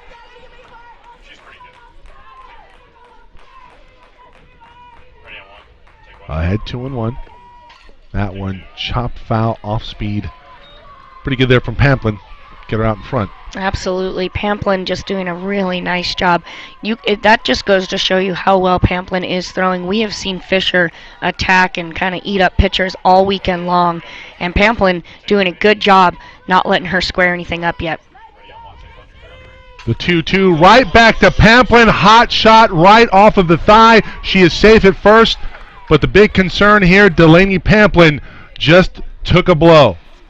You hope Pamplin feels okay here. I'm sure she's shaking up. That ball was just absolutely scorched back. Hits her right on that right quad. I'm sure it's hurting her, but if I know Pamplin, the way she's been competing all weekend, I'm sure she's going to shake this off and get right back in that circle. You see the tears of agony from Pamplin. You see the speed of the bat from Fisher. You see the speed of the ball coming off of the bat from Fisher. We're going to watch it again here. And that, you hate to see it. Pamplin's been so good. And you can tell how hard that ball was hit. Fisher was almost out at first base. Yeah. That's how hard that ricocheted off her leg to that shortstop. And I know Pamplin's hurting right now, but if Pamplin doesn't get hit with that ball right there, that ball goes to center field and they definitely score a run. So the type of competitor Pamplin is, for as much as she's hurting, I'm sure she's happy that it didn't get out there, but you never like to see that, and Pamplin in some pain right now. Agreed. Hey, Coach, Pamplin with the injury here, if you're Palomar, you're looking for some insurance. Do you maybe think about bunting here up the middle? Really go for the jugular?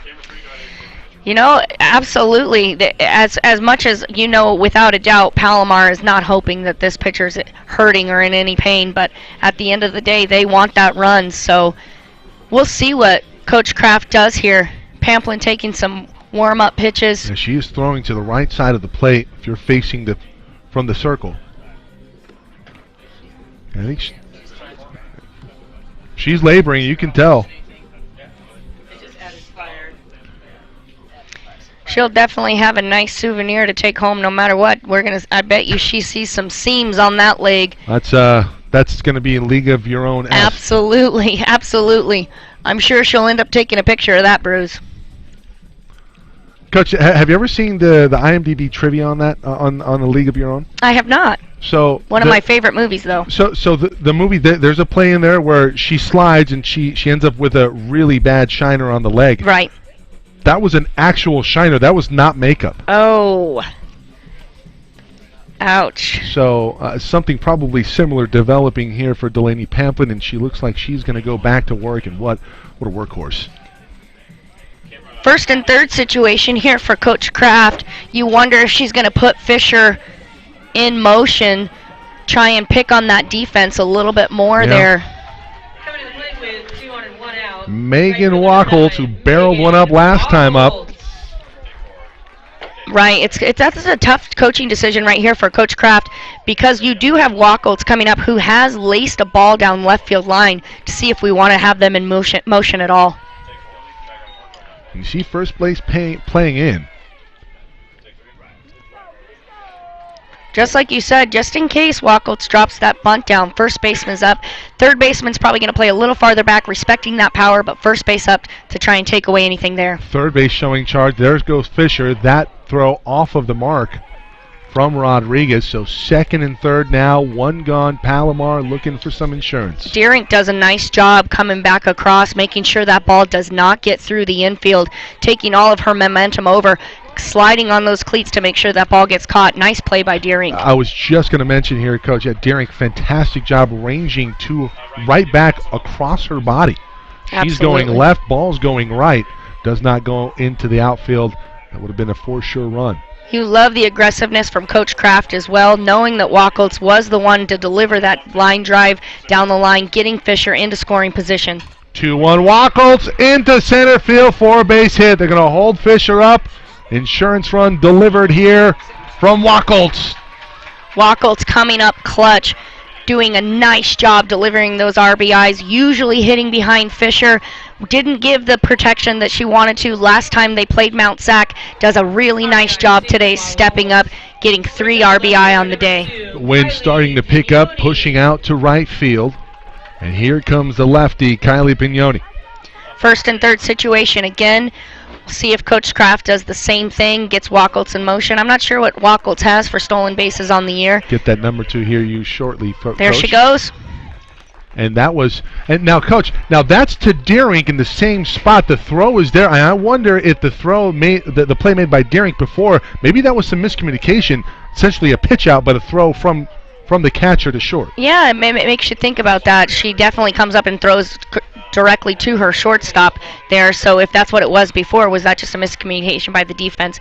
Trying to get Fisher to jump there. Fisher doesn't bite.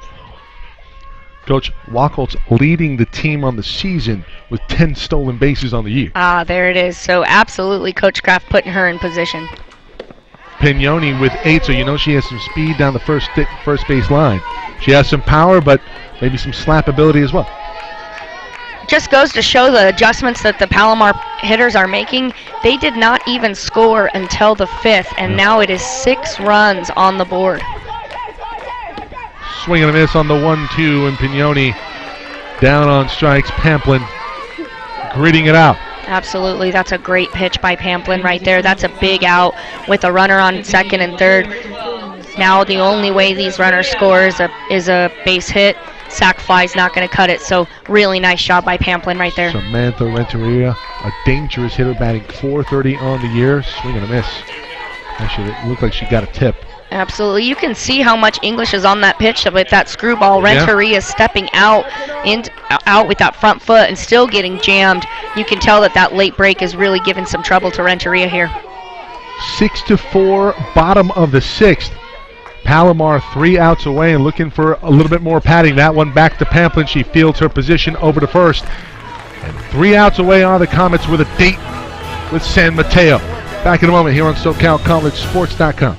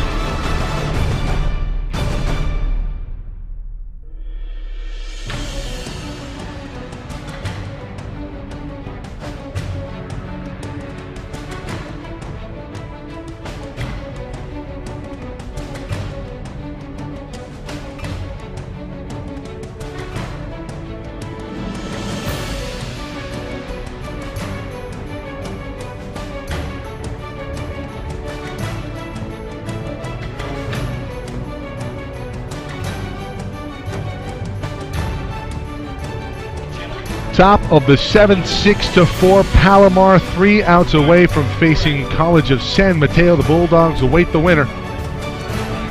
And awaiting the winner of that matchup, it will be the defending state champs, Mount San Antonio College. Mounties looking to go back-to-back here in 2019. Allie Hewen looking to close things out. It'll be Tawny Deerink, Cheyenne Washington, Shea Trent due up this inning. All game long, Delta has been putting some pressure on this Palomar defense, getting base runners. This is their last chance, but Delta has been doing a really nice job competing all day. Hewen looking to get this first out to keep these Delta runners off base. And Coach, we cannot sing enough praise on Delaney Pamplin, All-State selection from Northern California for the San Joaquin Delta Mustangs. Hit by a vicious liner off the bat. Possibly the most powerful hitter at these championships in Sarah Fisher. Takes one last inning, gets up, finishes things off.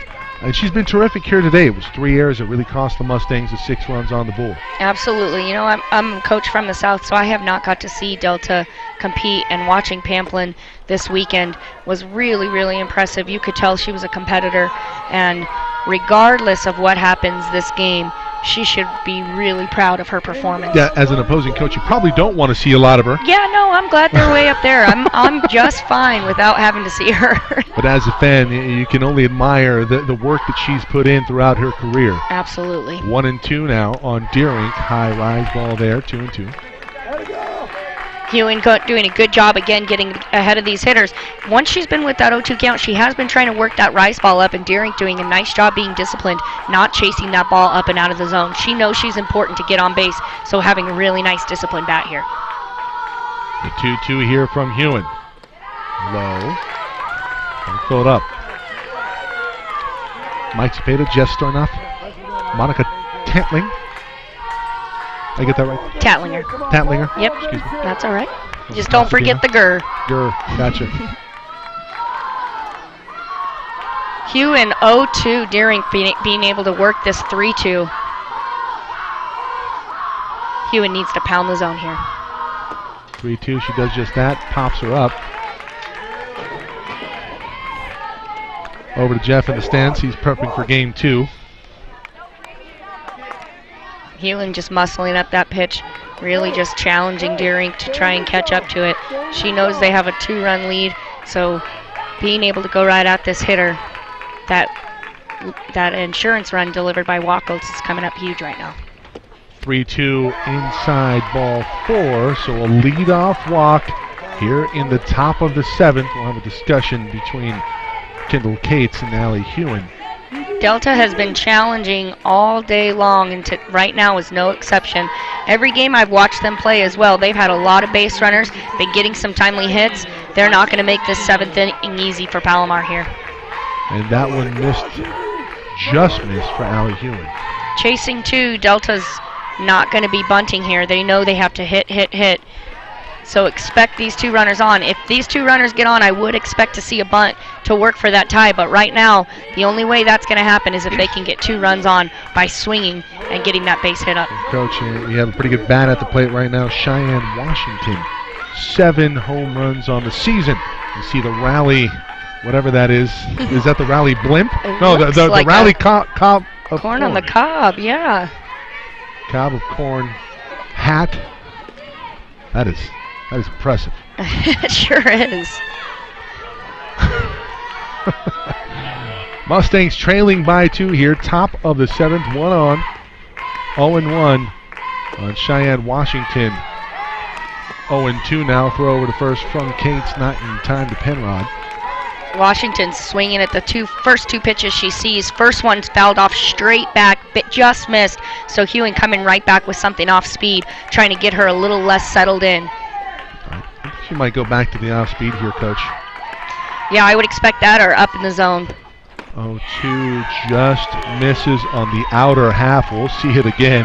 You could tell Cates wants that. She holds that a little bit longer, asking the blue, Coach, are you sure you don't want to call that? I think that pitch is way too close on an 0-2 to not swing it. You know, as a pitcher, if I'm 1-2, swing and a miss. Put her down, Allie Hewen with the K. Yeah, Hewen wanted that call, so she goes up and gets her to chase there. Ends up with the result she wanted anyways, but would have liked that punch-out pitch before. Here comes Shea Trent. Getting that out right there by Hewen is huge. Doesn't move Washington over to second base. Alleviates Palomar a little bit here. They are working for outs only. They don't need to get that force out at second base. Doesn't matter. That's not the game-winning run. So able to get some good defensive here and try and get this out at first. 0-1 now here on Shea Trent. And Trent, a very dangerous bat in the lineup. She's hitting about 350 on the year. She has 6 home runs. Very versatile bat. Good speed down the line. 12 stolen bases as well. Behind 0-1 versus Hewen. That one chopped foul, and Trent quickly in a hole. Palomar 2 outs away. Nice screwball by Hewen there. Really tight in on the hands. Doesn't let Trent get through that zone. Comes up with a foul ball strike. Hewen has been doing a great job, and when she gets ahead of these Delta hitters, she's able to go up in the zone and get them to chase. We'll see if she does that again here. The 0-2. On Trent, swing and a miss. A ringer up. Another strikeout for Allie Hewen.